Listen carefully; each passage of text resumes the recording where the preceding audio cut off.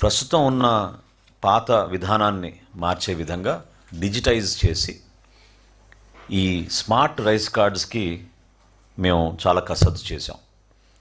ఎందుకంటే జవాబుదారితనం పెంచడమే కాకుండా ప్రభుత్వంలో చేసే కార్యక్రమంలో చాలా స్పష్టంగా సెక్యూరిటీ ఫీచర్స్ ఏర్పాటు చేయాలి.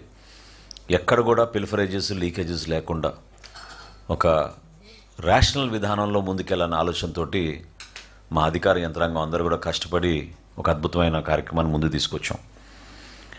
ఎక్కడ కూడా నాయకుల ఫోటోలు ఉండకూడదని మా కూటమి ప్రభుత్వం, గౌరవ ముఖ్యమంత్రి గారు చంద్రబాబు నాయుడు గారి ఆలోచనతోటి, అదేవిధంగా ఉప ముఖ్యమంత్రి గారు పవన్ కళ్యాణ్ గారి సూచనలతోటి దీన్ని డిజైన్ చేసినప్పుడు ఎక్కడ కూడా రాజకీయ నాయకుల ఫోటోలు లేకుండా కేవలం ఆ కుటుంబ సభ్యుల హౌస్ హోల్డ్ హెడ్ అవుతున్నారో వారి ఫోటో తప్ప వేరే ఫోటోలు ఏమీ లేకుండా దీంట్లో పెట్టడం జరిగింది.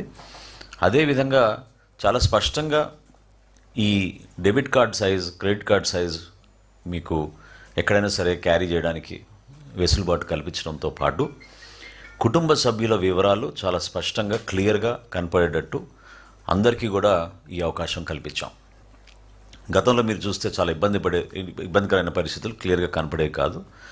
కార్డ్ నంబర్ని కూడా సైజ్ పెంచి చాలా క్లియర్గా ఇక్కడ కనపడే విధంగా ఆ మార్పు తీసుకొచ్చాం. క్యూఆర్ కోడ్ తీసుకొచ్చాం మొట్టమొదటిసారి.